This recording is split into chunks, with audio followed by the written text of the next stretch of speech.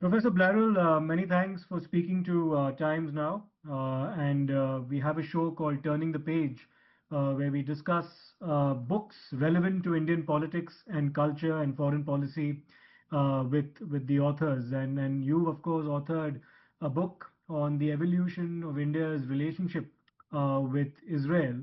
And very interestingly, of course, you do not start that discourse with 1947 and 1948, the 2 years that India and Israel became independent. You go further back to the 1920s, and of course, the book also discusses uh, India's relations with the Jewish community and the Arabs through trade way back in history. But if we were to begin with 1922 and track the evolution of the times of the ties between India and Israel from there on, what can you tell us about how it's evolved in a nutshell? And do you see a sea change in the stance and the attitudes that India has adopted towards Israel between the 1920s to almost a century later? Yeah, no, thank you. Thank you first for inviting me in, and thank you for having carefully read the book. It's now, I think, a decade old, so I think it's time to update it, especially given the recent developments. But Yes, you I wrote it still in think it's really 2014, I think. Yes, yes. yes, exactly. So I think many things have changed, especially because it was written around the time of the election of Prime Minister Narendra Modi, and there's been some changes over the last decade, including the first visit by Prime Minister to Tel Aviv, to Israel. But to go back in history, the reason I started the book in 1922 is that the first resolution within the Indian National Congress, what would become the first governing government party after independence, to talk about the Balfour Declaration, about the situation of the Palestine Mandate.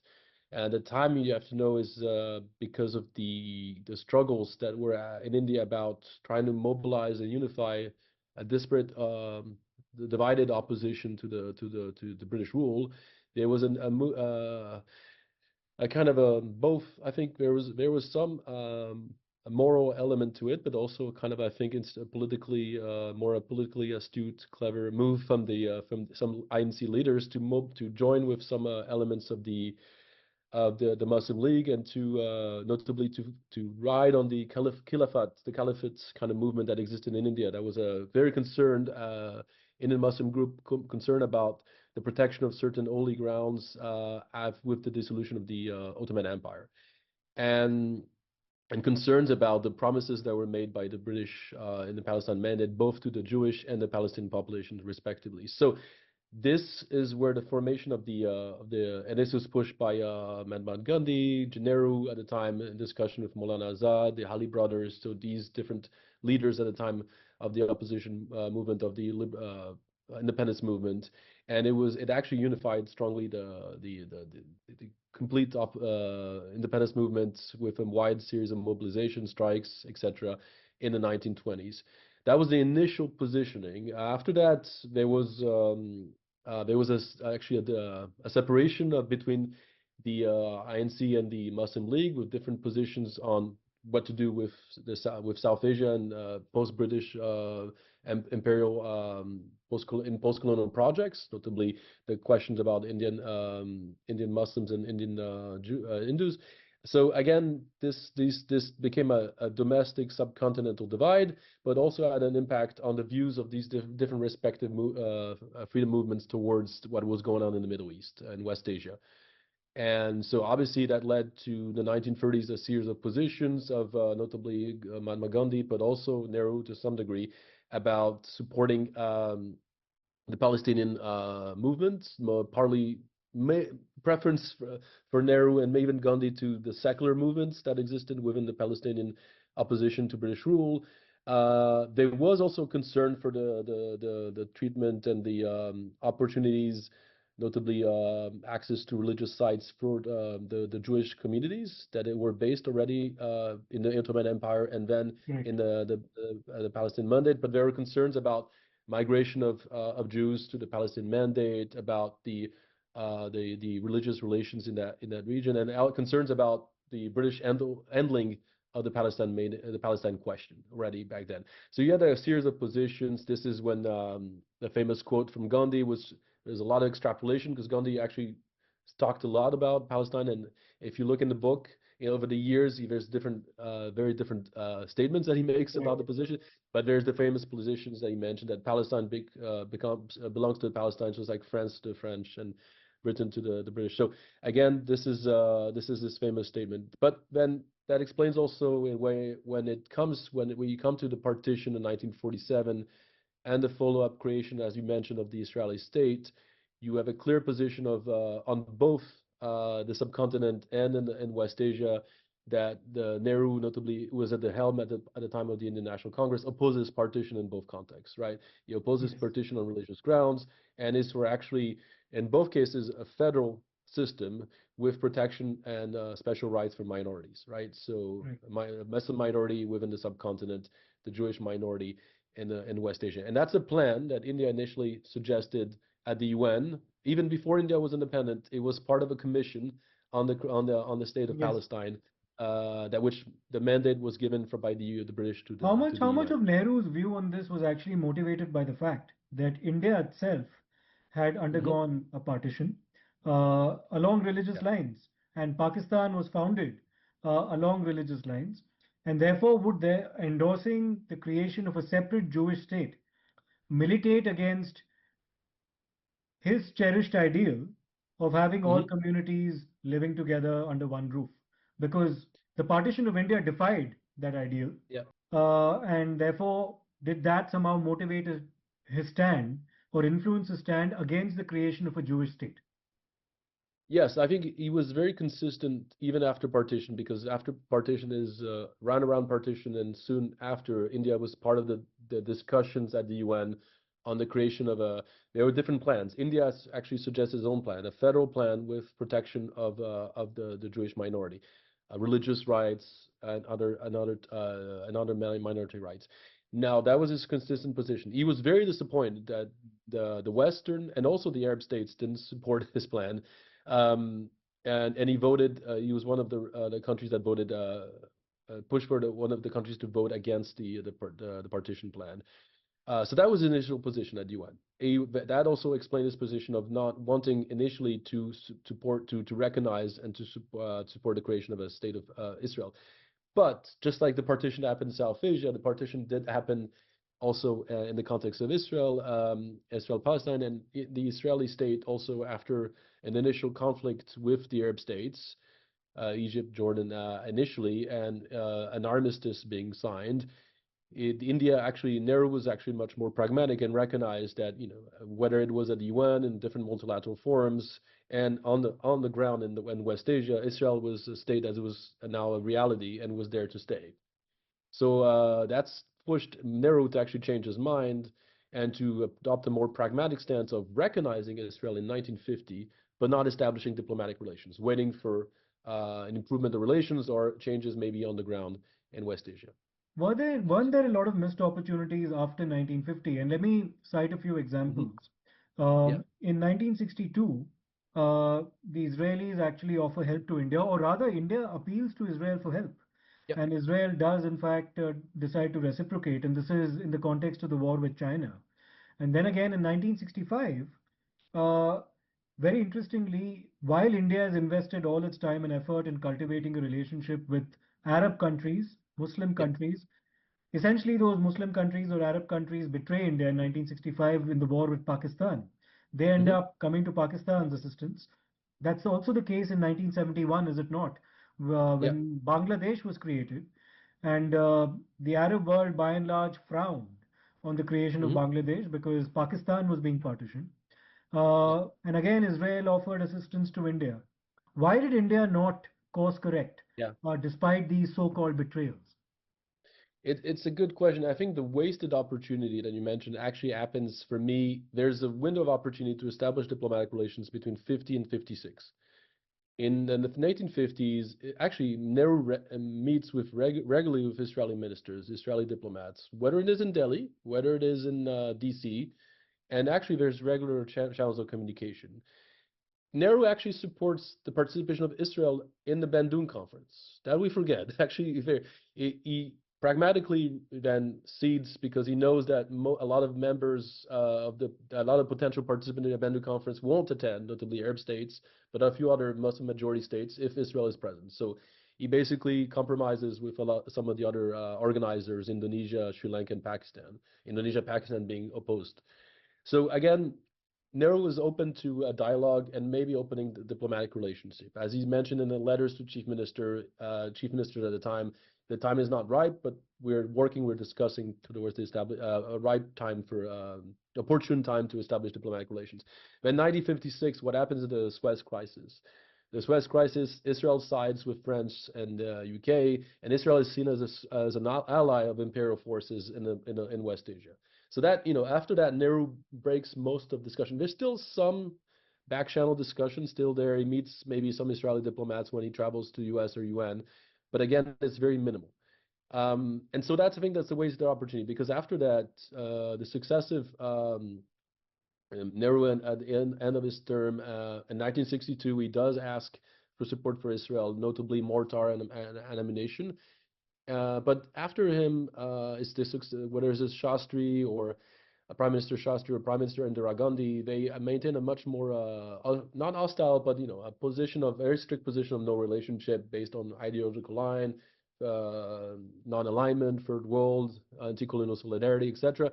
And by the late 60s, early 70s, India establishes a very privileged relationship with the Palestine Liberation Organization, which is at the time recognized as the sole spokesman, sole spokes organization, basically, sole representative of the Palestinian movement. So that also establishes strong diplomatic relations. But at the same time, there are these back channel communication that you mentioned. Support when it comes to military assistance, minimal, but still present and important because there's often embargoes when it comes to conflicts with Pakistan or China. So India does get support from Israel in these different difficult times for India. And that's the opposition. The contradiction is with the Arab states that India cultivates. Not all Arab states. Let's not put all of these as a homogeneous group. India has privileged relationship mainly with Syria and in Egypt, especially with Nasser. Yeah, in 1962 and 1965, Nehru and Shastri are disappointed by the position of Egypt and Nasser, which do not take really strong stance, try to attenuate a little bit the criticism within the Arab states, but again, not very supportive. And in 71, actually, a few Arab states actively support Pakistan. Jordan, Iran to some degree, not an Arab states, but part of the West Asia. And so that's part of the U.S. military alliances in the region, notably the Baghdad Pact. And these actually push these countries to actively support Pakistan in these conflicts. So India is actually, you're right. Despite adverse consequences and poor reciprocity when it comes to its relationship with Arab states or Iran in the Middle East, India still maintains its pro-Palestine and no relationship policy with Israel. And that starts to change in the 1980s. Tell us about what happened in the 1980s, because you do talk about initial contacts between Rajiv Gandhi, who was Prime Minister in 1984, and Shimon Peres. And yet you mention that even during Rajiv Gandhi's tenure, full normalization should have been achieved, but it was not. And it was eventually left to the Narasimha Rao government eventually to establish that. Tell us about how that transition came about. Yes, Narasimha Rao, despite his strong personal connection with Yasser Arafat and the PLO, opens up to Israel. And the window of opportunity there was that a couple of things happened, right? So you have the first Gulf War happening during that early 19th Gulf War, you have a very divided Middle East or West Asia between those that support Saddam Hussein and those that support Kuwait and Saudi Arabia and other countries that might be feeling that are against the expansion of Iraq at the time. So, and the PLO finds itself siding with the Saddam Hussein regime. So they're very much ostracized to some degree in part of the middle of West Asia, and following the war, the U.S. pushes the U.S. and other members of the international community push for a dialogue. So you have the establishment of the Madrid conference, that will be the Moscow conference, the Madrid conference, and everything that would become the Oslo peace process. And India feels it's a bit left out of these discussions. It's not invited, it's not even consulted. And one of the reasons that's clearly pushed by both the US and Israel when India is asked to be invited is that you actually have not established diplomatic relations with Israel. So if you want to be part of these dialogue, these discussions, you need to have fully diplomatic relations with Palestine and Israel. Sure. And a couple of weeks before the normalization establishment of diplomatic relations in January 1992, China also establishes full diplomatic relations. And China was one of the biggest critics of Israel in the 1970s and 80s. So India sees multiple signals. The final signal, it invites Narendra Rao, being a very clever, I think, politician, diplomat, invites Arafat a couple of days before in January 1992, and have this famous discussion about asking what's going on with the discussions with the Israelis. That, why would we still not have diplomatic relations while you have established this channel of communication with the Israelis? And Arafat publicly makes the statements coming out of that discussion with Prime Minister Rao, mentioning that recognition or establishment of diplomatic relations rather is sovereign rights of India, and it's left to decide it. Yeah. And then late January 1992, you have the normalization of diplomatic relations. But let's also now talk about the present day. Yes. And the closeness between the two countries. Ariel Sharon visited India when Mr. Vajpayee was Prime Minister. And then, of course, Prime Minister Narendra Modi visited Israel in 2017 and met Prime Minister Netanyahu, who then, of course, embarked on a return visit to India. So now the ties have really taken off. The two countries consider each other as strategic partners. How do you see the relationship now? How much of it is also is it ideological, perhaps, on the part of the BJP? What were its motivations to reach out to Israel to the extent that it has done, and the relationship blossoming or this far? I think it's initially first before. I mean, there's an argument to be made about the ideology and the personality of certain prime minister, because the peaks of engagement of the last 30 years since the normalization of diplomatic relations in the early 90s has happened under BJP rule. So really mentioned Prime Minister Vajpayee, who welcomed Ariel Sharon in 2003. And there are a couple of Advani as vice prime minister and home ministry visited Israel in 2000. So Jaswant Singh as AIM. So these were very important visits too. And then fast forward to 2014 and 2017, especially the visit of Narendra Modi to Israel. So there's those elements, but I think mostly it's a mutually beneficial relationship for both countries. I mean, in the 1990s, after the normalization, two things happened. First, there's a lot of discussion between states, not so much the union government, but states. Chief ministers travel to Israel, especially chief ministers and state governments that are in what you call arid states, that have difficulties with dry agriculture and want to look towards technology, agricultural technologies, dry irrigation, water management. That Israel has been very some Israeli companies, some Israeli organizations have been very efficient at providing these kind of services and starting to work directly with MOUs and arrangements directly with the Israeli states or certain Israeli organizations. So that's happening in the 1990s. And by 1999, during the Kargil War, so under BJP rule, but especially because of the Kargil War, another crisis, you have to know it's a few months after the nuclear test, and you have the 1999 Kargil War. India and Pakistan are mostly still facing some degree of embargoes when it comes to military procurement. And Israel accepts to resume and not discontinue procurement of military ammunition, again, mostly ammunition, but also drones, and to some degree of precision-guided technology for missiles for the Mirages that India was using in the Kargil War. So again, that was seen as that changed the perception of Israel as being this very reliable military supplier. And since the Kargil crisis, the defense relationship really peaks, right? You start having this escalation, the procurement of Barak anti-missile, ballistic missile systems.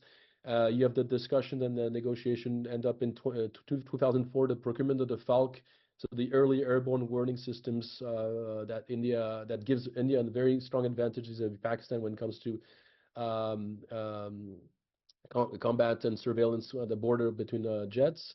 So that that's a force multiplier, as we call it. And then there's a series of discussion about other type of high technology weapons, missiles, bombs, drones, and not just surveillance drones, also weaponized drones. And then a couple of joint productions and sharing of technology between Indian and Israeli companies. Initially between the Israeli aerospace industry and the DRDO in India, and eventually after that between private companies. So you see this emergence, and this is, I think, still the big driver behind India-Israel relations is still the defense. When we talk about these trade figures between India and Israel, which have increased over the years, these never include the defense, which are more kept a little bit more discreet. But if you look at the sources like the CPRI, the annual military procurement expenditures, etc., Israel is like second or third annually sometimes in defense procurement. So India is the biggest market for military export for Israel. So it's still the main driver. That being said, the trading, as I said, the trade relationship has also increased, and it's still kind of stabilized around 5 to 7 billion every year annually. And some say that the threshold is because there's needs for negotiations towards a free trade agreement. A final question, and a very important one, Yeah, uh, especially with respect to what's happening in Gaza and, of course, the entire yeah, Palestinian question. Now, India consistently has favored a two-state solution, at least, yeah. and this NDA government is carried over from the previous government in backing a two-state solution. But Hmm. and also in terms of the recent conflict in Gaza, there have been UN resolutions where India has Yeah, abstained from yeah. as well. But like you mentioned in a recent article that you wrote in the Indian Express, that when it comes to something that India believes is egregious, which is the attack on Doha. In that Yeah. context, there's an outright condemnation. So, how do you think India is walking this diplomatic tightrope when it comes to what's happening in Gaza? Yeah. And also, of course, its initial support of the 20-point peace plan that was put forth by Donald Trump. Yeah. How do you see this evolving, given the increasing closeness with Israel and Benjamin Netanyahu's own resistance to Mhm. two-state solution versus India's Yeah. advocacy of the same, of a two-state It, solution?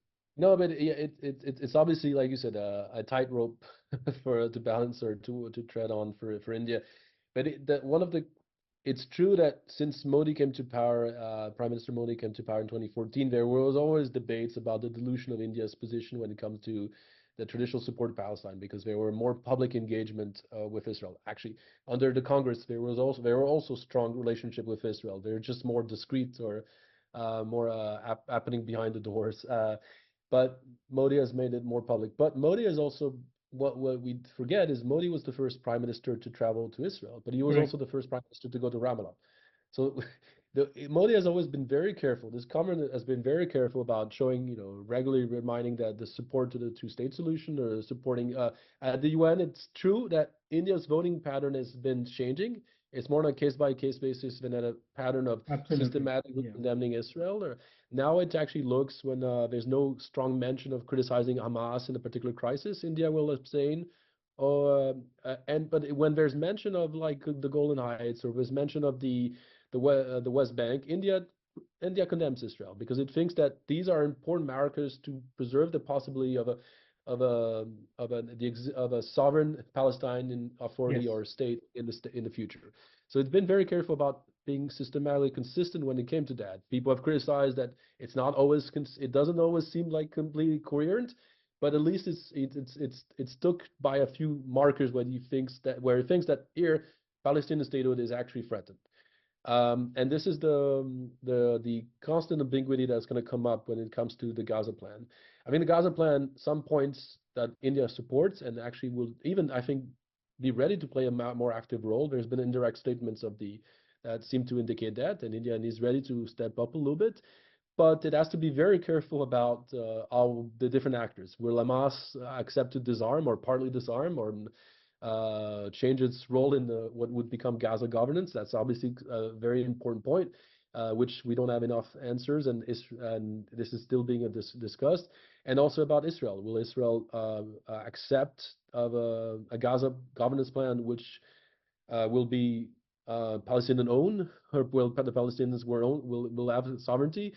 Will it accept to withdraw its troops? Will it accept to have actually a Palestinian police army or police Yes. force within Gaza? These are all kind of questions that are Right. still up in the air. You see that there's a lot of huge disagreements between Netanyahu and the U.S.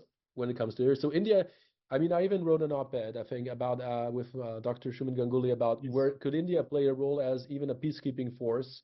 There was if there's a UN mandate that comes up. We saw that the UN General Assembly, the UN Security Council voted a support to the Gaza plan. So we might be moving towards this UN mandate. It will not look like UN peacekeeping force, but it will be a type of stabilization force with some degree of legitimacy provided by the UN. So those are the Okay. conditions that India has used in the past to be, notably in Gaza. India's Yes. troops have been in Gaza in the Yes. past. So the question is, would India play again a big role? I think there's a lot of conditions to be fulfilled, right? Okay. About, that in the Palestinians have to own, have to be included, and this is more about Palestinian Authority than Sure. Hamas, clearly. And the Israelis have also to accept that and the Israelis are probably more open to have Indian troops, but they Yes. need to also accept that they need to make some concessions, Of course. notably when it comes to the Gaza peace plan and the 20 Yes. points. Well, we'll wait and see as to how that evolves. But thanks for a Yeah, very fascinating conversation, no, thank you. Mr. Blarel. And of course, we look forward to the updated version of your book as well, Yeah, where you bring it up to speed with the yeah, developments that have taken place over the last 10 years. So we look forward yes. to that as well. Thank you. Thank you for speaking to me. Perfect. Yeah, thank you very much. Thank you. Thank you.